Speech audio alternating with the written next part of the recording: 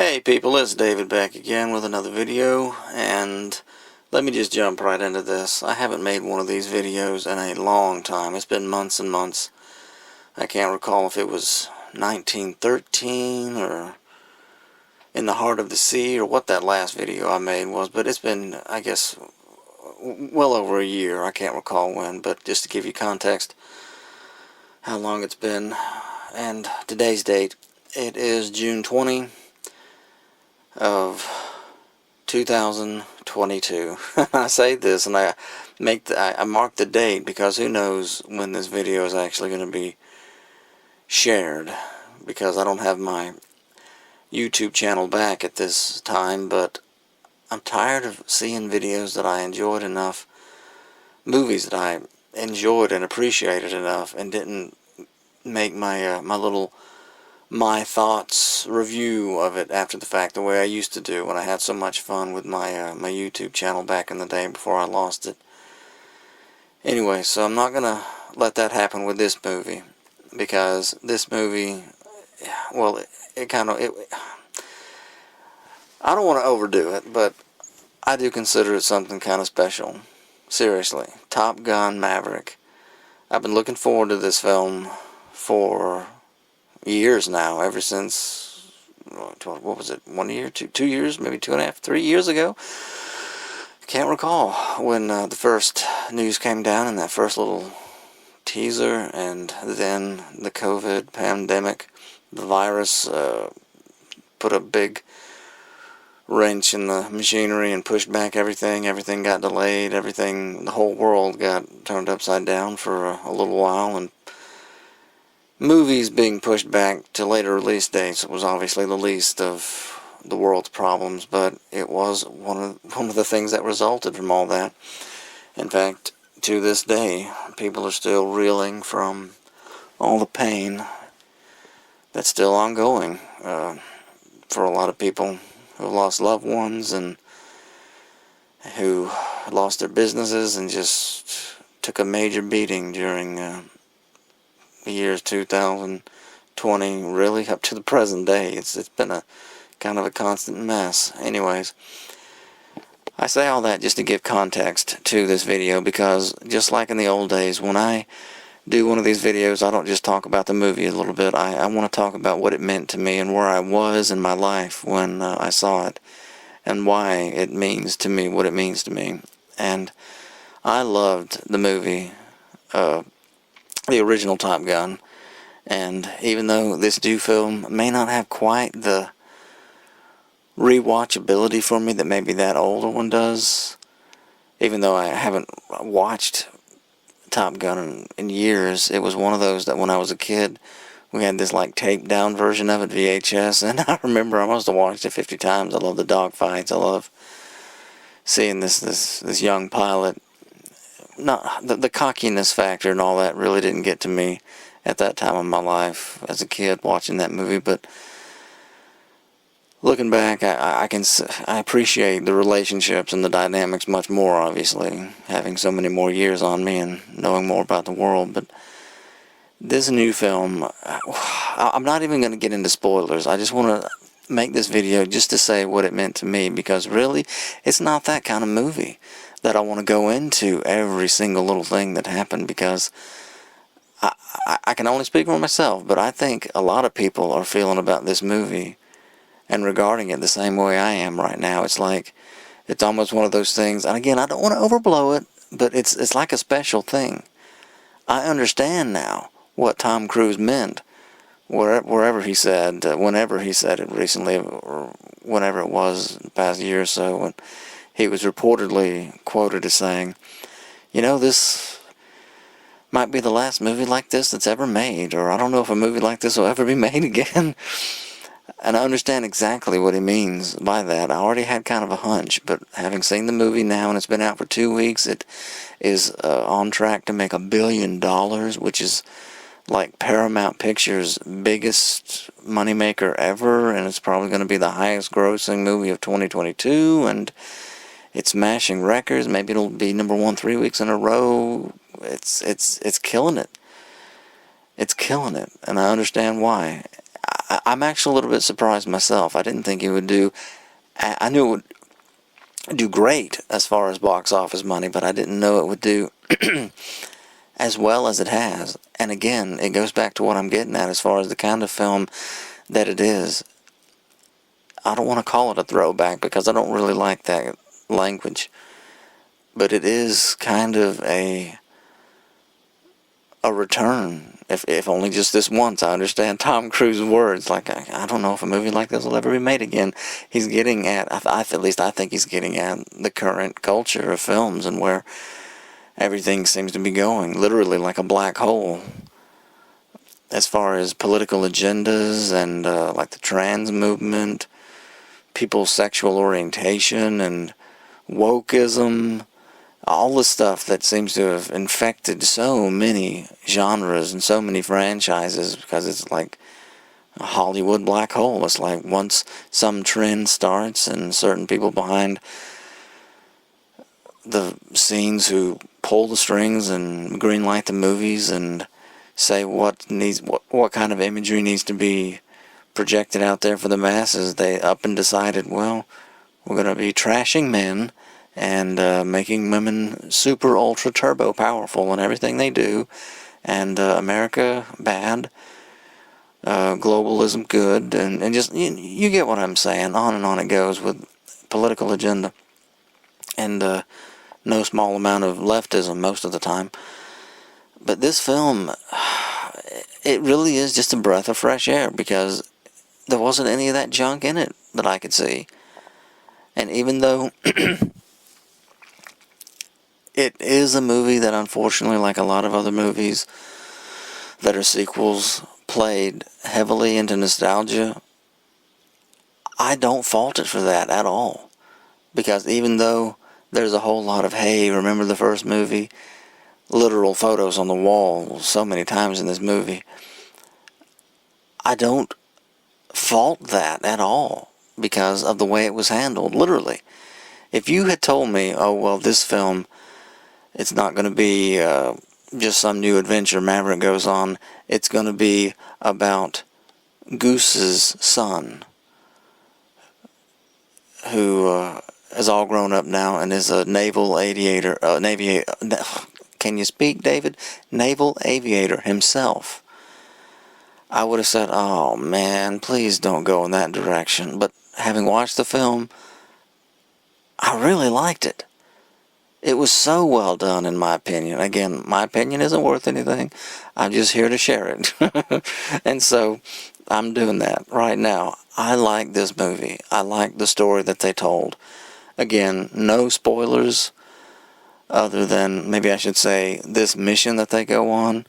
It almost seemed like it was trying to put the Star Wars trench run from the original Star Wars movie to shame in what these fighter pilots were training to do in order to bomb a certain target and also get out alive. And in that journey of Maverick having to train, go back to Top Gun and train other young pilots, it's really borne out. It is quite an adventure. It's quite a journey that they go on together, especially to see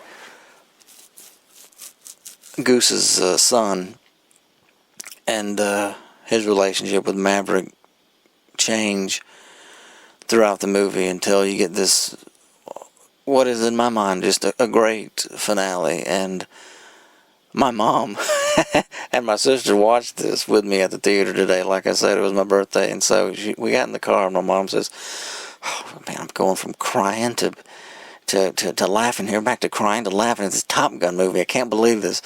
I'm like thinking to myself, yeah, it was kind of an emotional roller coaster, especially toward the end there. Like, what is going down? What is going to happen? Is somebody going to die? And all the rest of it. But it was just a well-done film, and I think people are appreciating what they did with this movie and the quality that is there. Again, the worst thing about it that I can see is, I guess, some like foul language. I guess that's in every movie these days, even a lot of cartoons. But beyond that,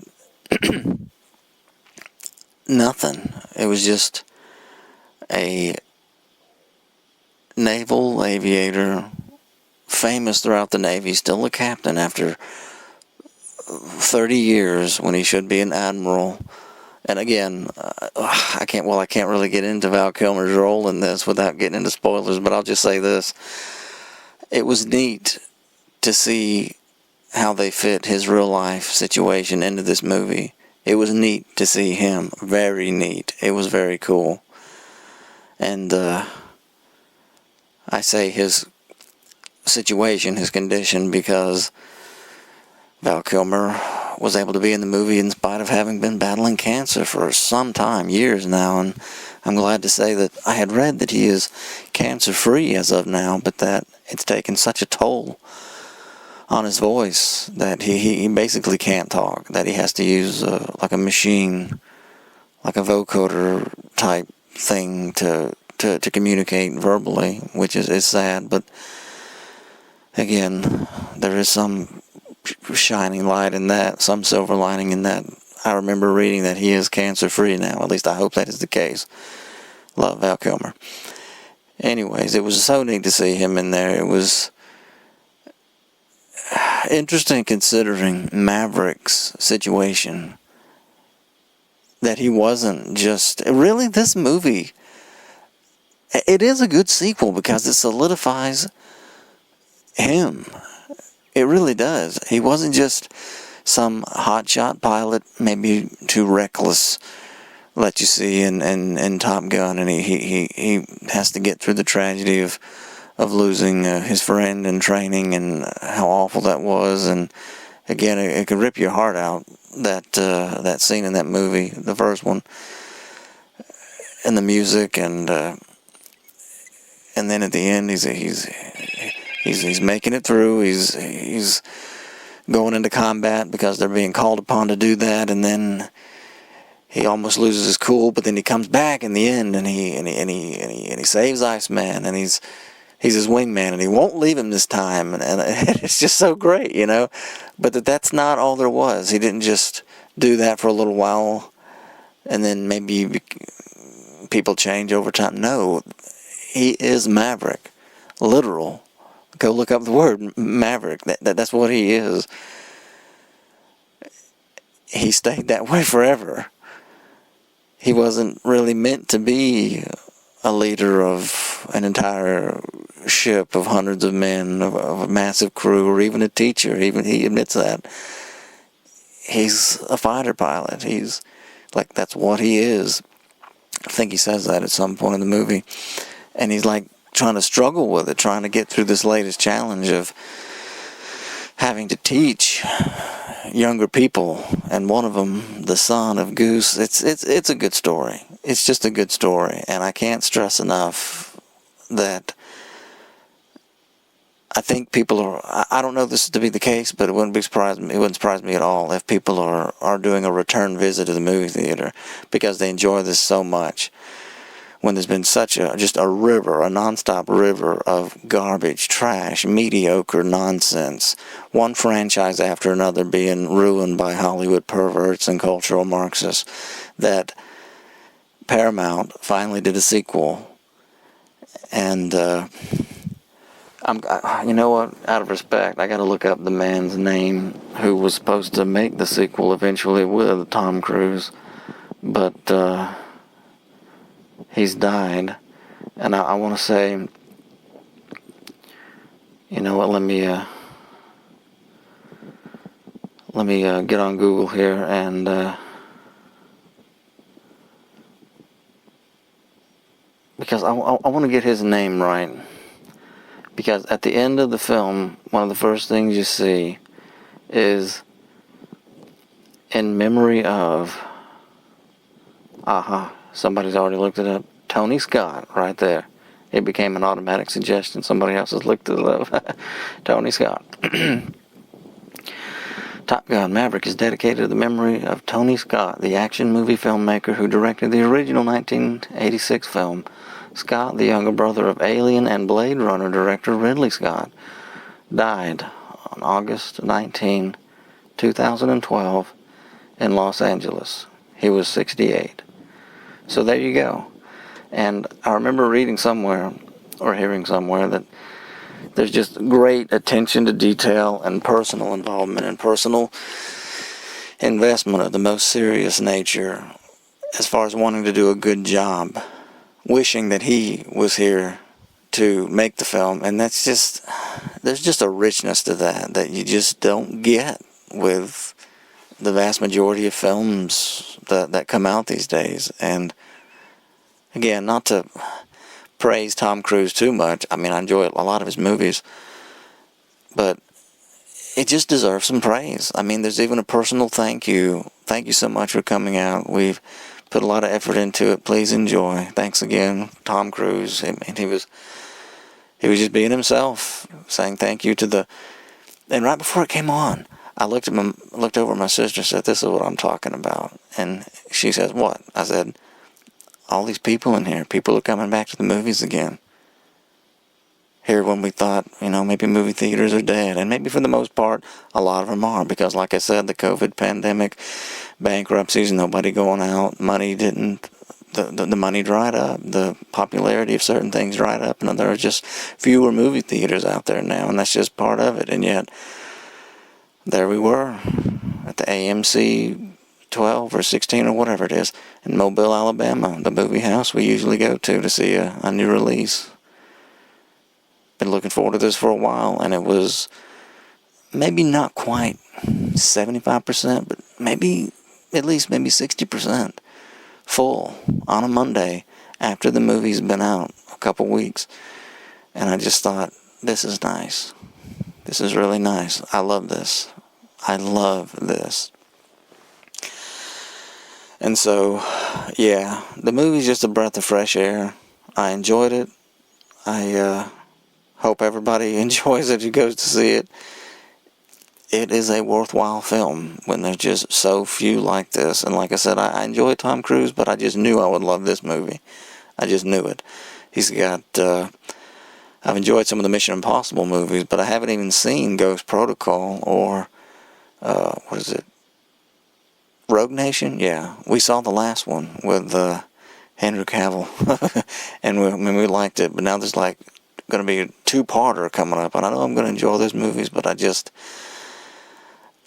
don't think I'm going to enjoy them as much as I like Top Gun, because spy stuff, espionage, even though there's some hero stuff in there and some action, it's the kind of person I am that the military role, fighter pilot, the straightforwardness of it, the honor there over the covert lying and stuff in the back room, secret keeping, spying, assassinations. I can't quite get into that, but Tom Cruise at least makes it really interesting and entertaining. I never was a big James Bond guy, but I've enjoyed several of those Mission Impossible movies. But Top Gun, it was so nice. It was so good. And I guess I just can't praise it highly enough. I want to keep talking about it, but I know I got to shut up at some point and say good night, because it actually is late night here where I am. And I don't even know how to end this, because by the time this video gets shared one day, people are already going to have seen the movie, who have gone to see the movie. But I almost wanted to say, I almost forgot that I don't actually have a YouTube channel anymore. I was going to say, hope you all go out and see the movie, but nobody's going to hear me say that for quite a while, and that's if I ever get my YouTube channel back. So this is just for posterity, I guess. This is just for the record, the time that I wanted to say, man, I enjoyed this movie. It was so. I can't. It seems like I just can't get the words out that are meaningful enough and that I think are really powerful enough. It was so nice to know that I was likely going to enjoy a movie and to be able to look forward to it. It was just a major treat. it was just a major treat that I haven't had in a long time. Being able to look forward to something at the movies. And there. I think that should say it all. So, thanks for listening to me, folks. If you've listened to all this while, appreciate it. Keep on keeping on. We'll see you in the next video. Thanks.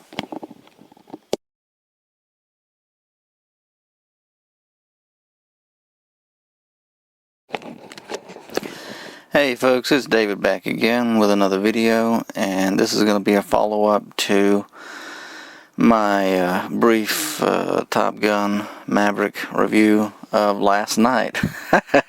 Yes, I really wanted to just come back and just say a few more things. Not that I've even collected my thoughts or written any notes. I just wanted to give it another go because I believe this movie's worth it. Again, this is literally the next night from when I made that previous video. This is now the 21st of June 2022, and again I saw Top Gun Maverick with my family yesterday on my birthday, and it was a major treat. The movie was everything that I really wanted it to be. Could it have been more? Sure, because any movie could. I don't know if there's such a thing as a perfect movie, but really this is about appreciation. And what's prompted this, apart from me thinking that I really want to go in and say a little bit more about some of the particulars of the movie that I really enjoyed, but I was afraid I'd be spoiling things for people. So in this one, I will go ahead and put spoilers in the title of this video, even though by the time this is uploaded, it probably isn't going to matter because everybody in the world hopefully would have seen the movie who's going to want to watch it by then anyway. So but you know, just to keep things polite, civil, and to not ruin anything unnecessarily, just to cover my bases, this will be a more spoiler filled my thoughts / review of Top Gun Maverick. Again, I'm doing this because I'm parked here tonight. I'm an over-the-road truck driver by trade as of this point in my life, and I have been so for years now. And I'm parked in Dallas and Louisville,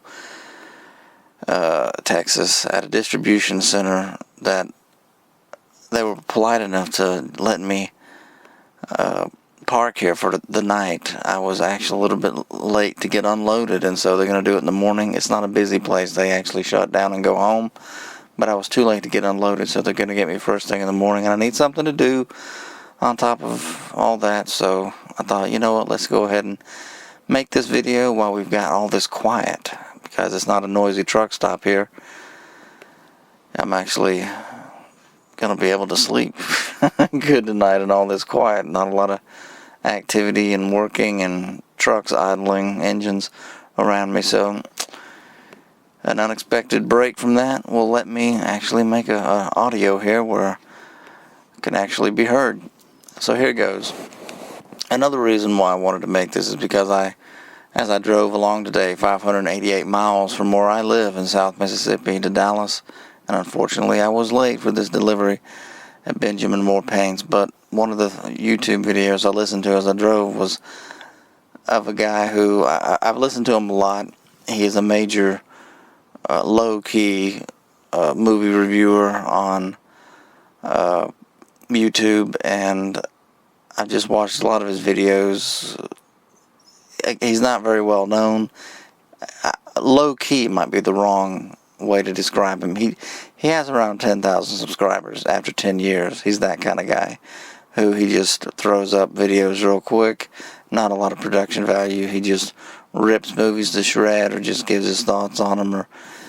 But he loves movies, and he's seen more movies than I think I ever want to watch. That's how many movies this dude has watched. And I'm not going to say he rubbed me the wrong way, but really to go ahead and go there, he kind of did.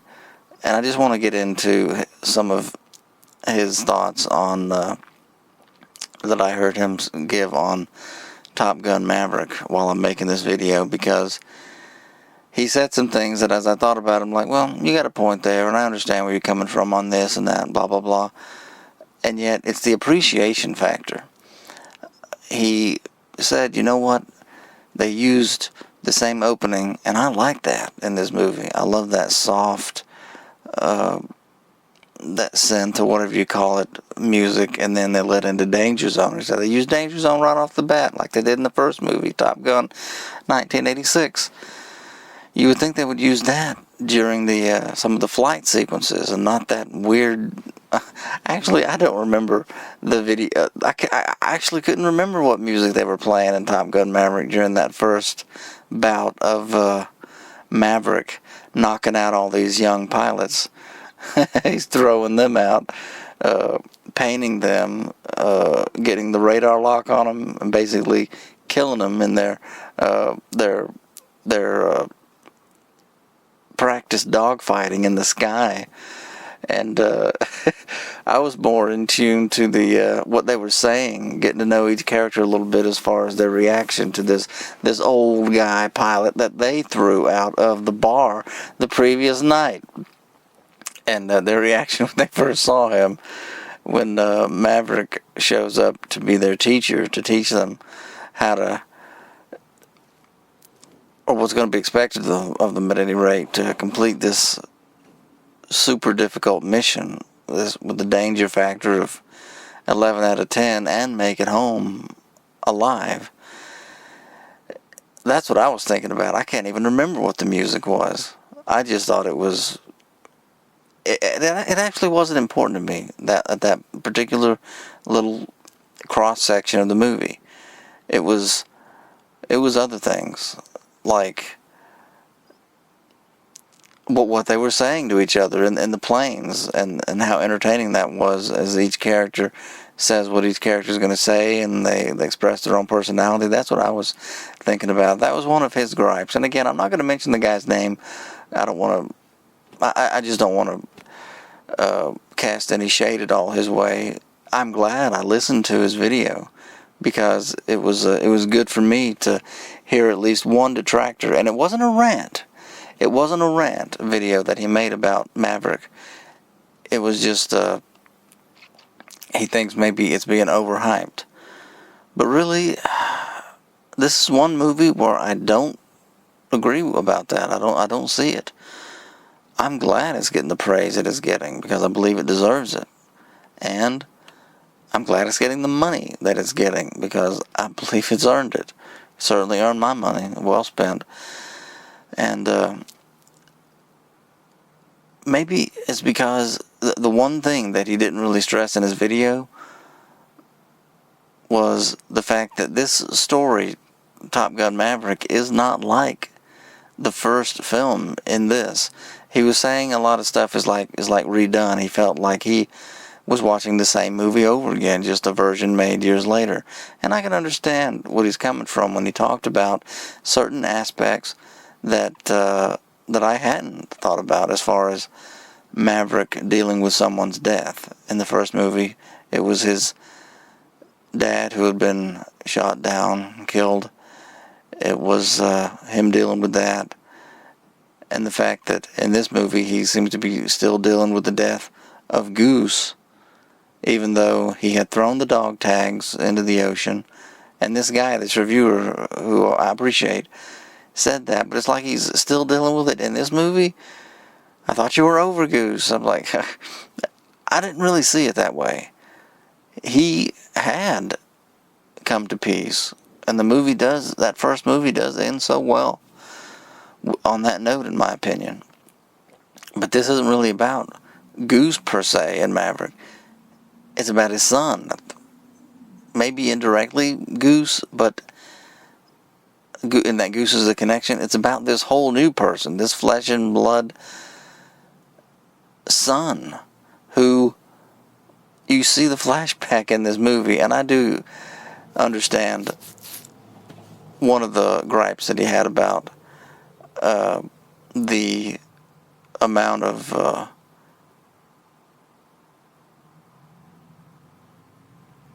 the callbacks. It seemed kind of heavy on the callbacks, but I just thought it was so well done and handled. It actually was remembering back and not just rehashing. That's, I guess, the basic disagreement that I have with anybody who's taken that particular stance on this particular movie, because this felt to me like an actual sequel. It was neat how they fit Val Kilmer in there with his condition at the time this movie was made, like a couple years ago, and only pushed back because of the pandemic and the virus. Things like that. I know there was a lot of photos on walls, stuff, and that's how people were supposed to get the first little inkling, okay, we're about to go back and remember something. I got it. And a couple of good points that he did have was what is her name? Tammy McGillis, Sarah McGillis? The love interest from the first movie, how she wasn't in it. And you know what? One photo on the wall of her or in some book from the graduation or something like that, the graduating class or blah, blah, blah. And also maybe Jester. If they had a photo of him in there, and Viper, that would have been very good. Just one photo would have been enough. Just, we remember them, even though these different people weren't brought back on board for this particular film. That would have been good. Not that this guy who I watched the video of, not that he said that, I'm adding to it. He had only mentioned McGillis. And I understand, it's like, well, where is she? Did things just not work out? But one thing this movie does, Maverick, is it does imply at least that he's a bit of a maverick in other aspects of his life besides being an aviator, a fighter pilot. Like, he's not a full-on hound dog, but that he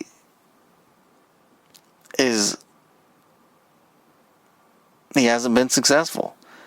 He hasn't been focused enough.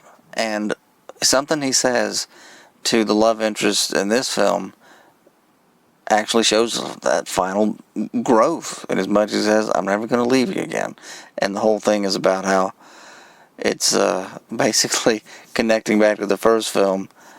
One admiral's daughter, the flyby, how he he got her to the F-14, and when she wasn't supposed to be in there, and flew her around in a who knows how many $1 million jet. And that's one more thing that he had basically got in trouble before the beginning of the first movie, even when they were talking about that in the first film.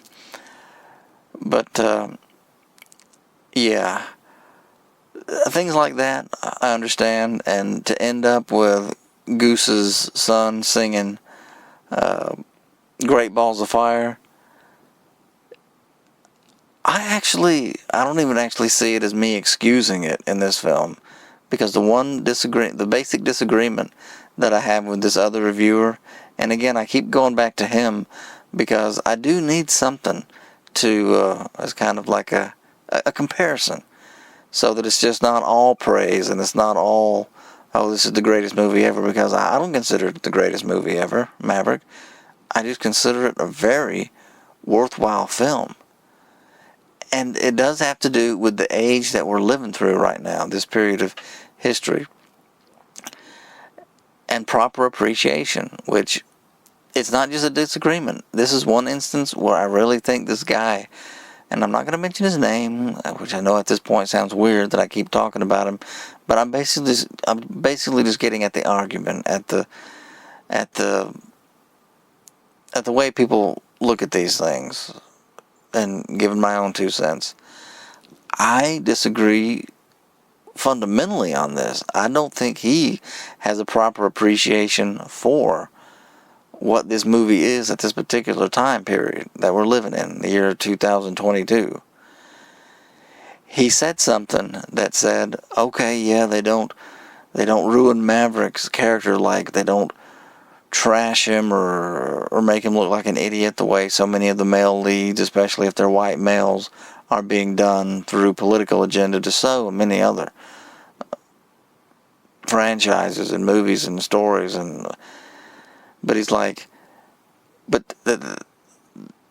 I want to get him right here. But he's like, but that should be a given. I shouldn't have to say, at least they didn't do that. That ought to be a given, and they ought to progress from there. And I agree with him there. It should be a given that you don't destroy your characters from the past. You build up, if you're going to continue a story and continue storytelling, to just keep building upon things and other characters that come along, like Rooster in this case.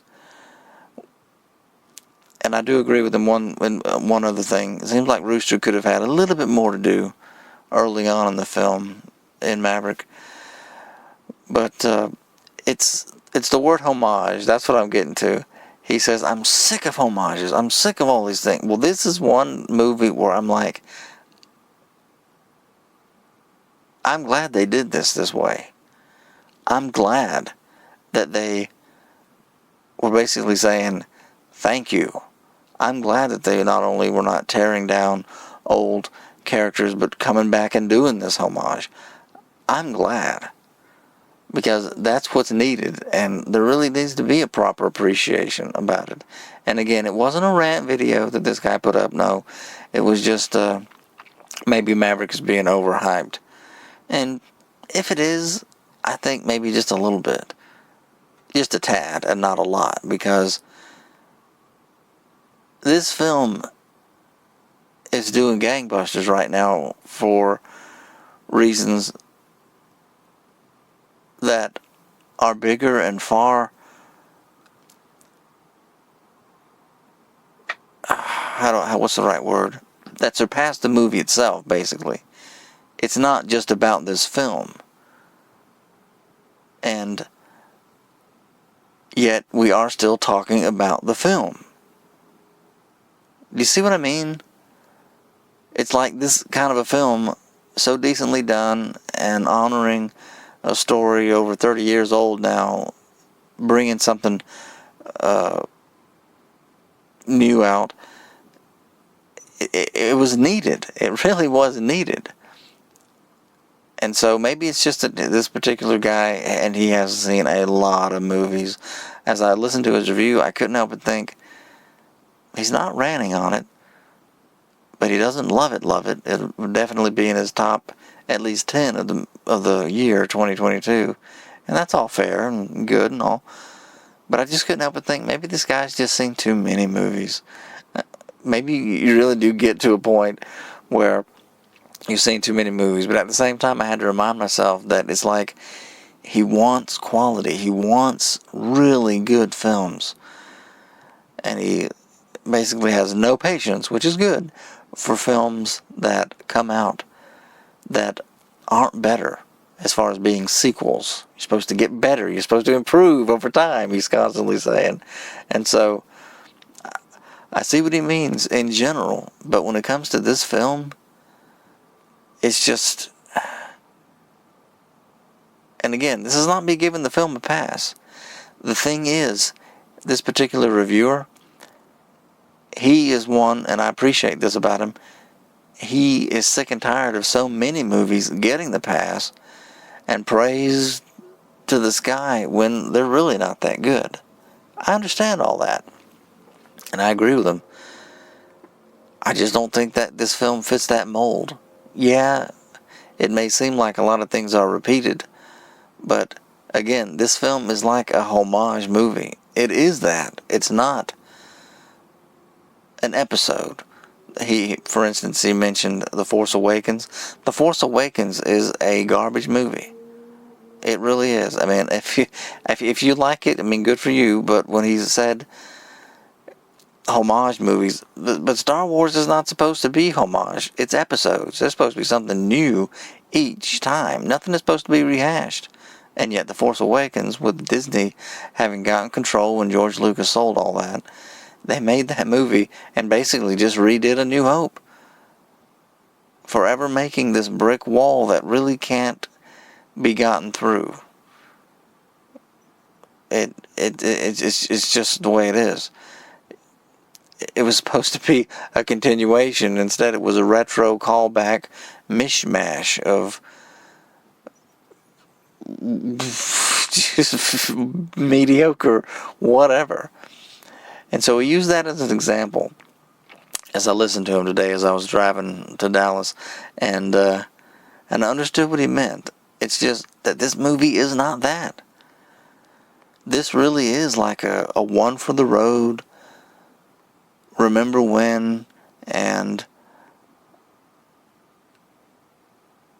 maybe that's what he was getting tripped up over, because I don't foresee there being any. Maybe Paramount will be money hungry the way Marvel is and all these other Disney and all these other companies. Maybe they will want to make a sequel. But I just don't see it at this point. I mean, I just don't. Maybe there will be, but it won't take away from what this movie is. At least with me. And so I say that under the auspices of me thinking, well, this is it. Top Gun Maverick. It is a homage to the first film. And it is a very worthwhile installment to the cinematic art world. Not just a throwback. It's actually something decent at the movie theater. And that's why that movie theater, weeks after the release, was almost full on my birthday, on a Monday in Mobile, Alabama. That is special.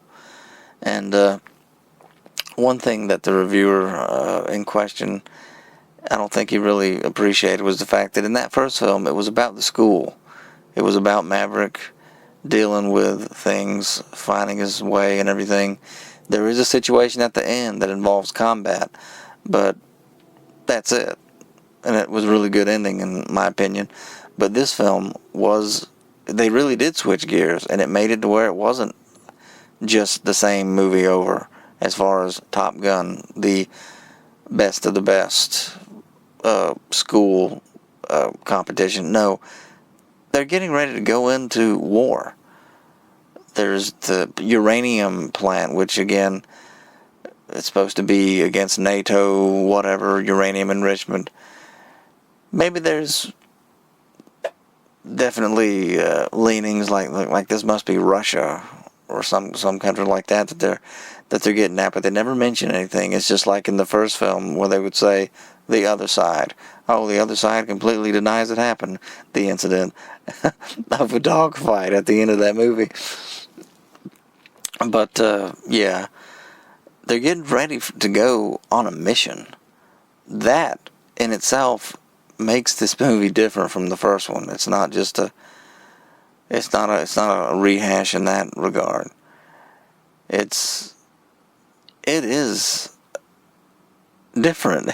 It's one more thing that makes it a worthwhile sequel, just on those grounds, that it's not the same. It's not just going to school. It's not just who's the best pilot. It's we're going to be dropping real bombs, and we're going to really be shot at. We might not even get to the target, much less get to the target, hit it, and make it out without getting shot down. It's totally different in that respect. And I just wanted to say that. And apart from that, what else did I wanted to say that I liked about the film? This reviewer, he said the whole love story thing wasn't even necessary. Maybe it wasn't, but I still appreciated it, if only for that one thing where it's like Maverick, who, again, it's a homage movie, but it's also him coming to terms with who he is. Not just what he is, who he is. He actually says that in the movie. He's an aviator. He's a fighter pilot. He never settled down. He never got married. He never had the forever settle down ending, the happy ending, he never did it. But you get the feeling at the end of this film that he finally does do that.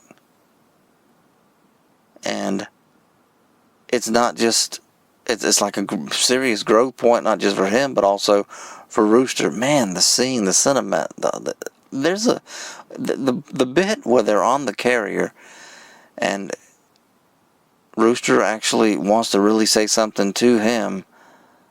Not bad, but just the fact that he chose him, and that I was like, does he want to say thank you for letting me be your wingman, your lead on this, because Maverick at that point is the one that's going to be leading the mission, since he had to personally go against his commanding officer and take a plane and go out there and show that it can be done after he had basically been given the boot and was basically not going to be flying for the Navy anymore.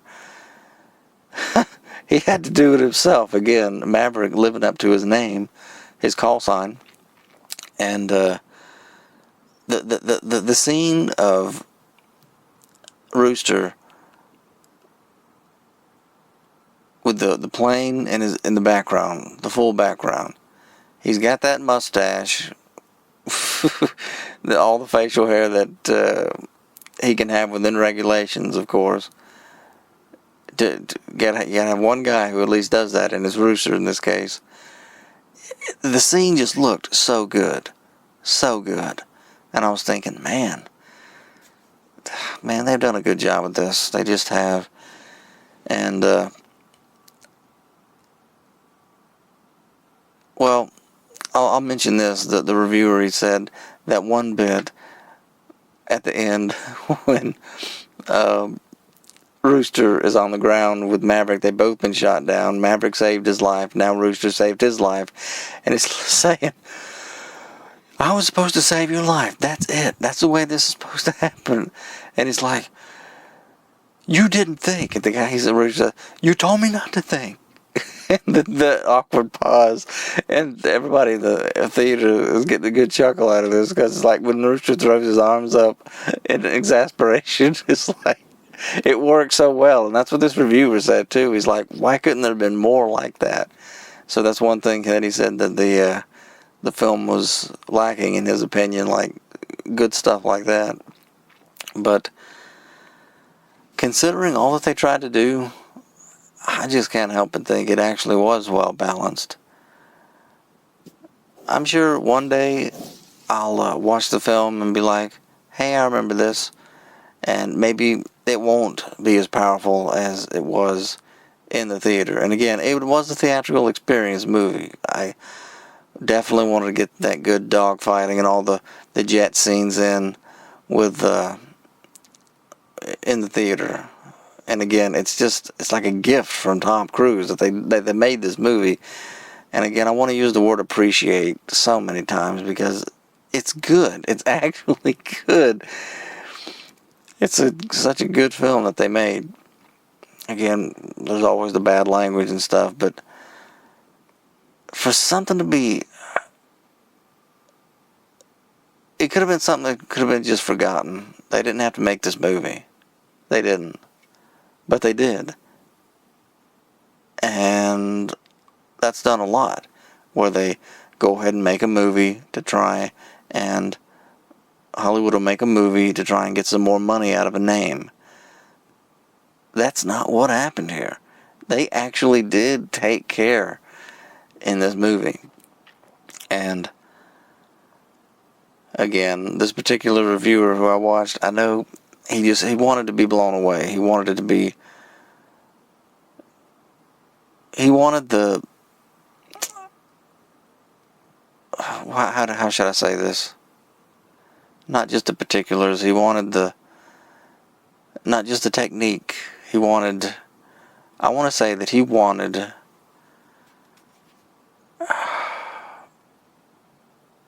well, for instance, when he talked about the music that they used and how he didn't like he doesn't hate Lady Gaga, but he didn't really want that kind of music thrown into different parts of the movie that I can't even recall now. It's like, I wasn't even paying attention to that bit of music when they were flying at the beginning, when they first got into the air together.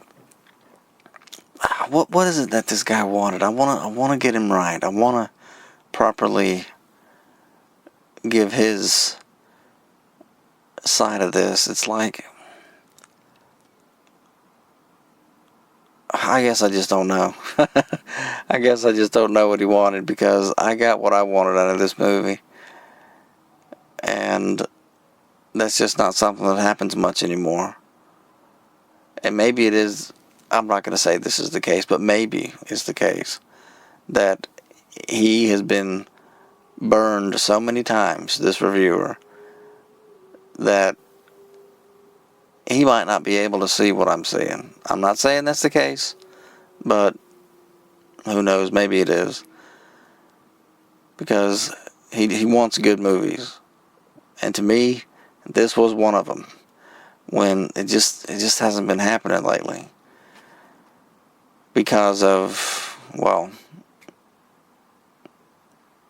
I could go on a long tangent about cultural Marxism, but I don't know how many people would really want to listen to me. What else can I say? I think I've said everything this time that I really want to hit on.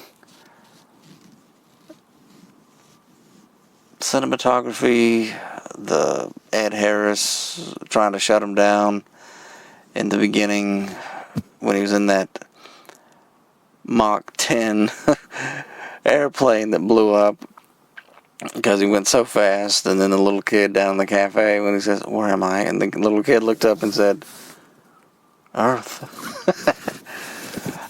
Maybe it was kind of cheesy, maybe it was kind of campy, but to me it still worked. And that's another one of the little gripes this reviewer had. Like, I saw that same joke over in this movie. It's like, you just knew what the kid was going to say. Did you? I did. I did not. But then again, maybe it's just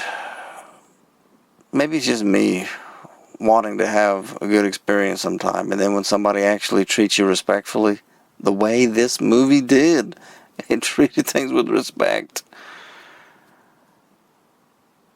Well, I guess I just said it all with that. Who knows, maybe I'll make one more of these videos. I don't know. But I guess we'll just see. Well, I guess we'll just see. Thanks for listening to me, folks, so much. If you've listened to me rant and rave and ramble through another one of these audios, I appreciate it. Reading your comments if you leave any. Take care, and we'll see you in the next one.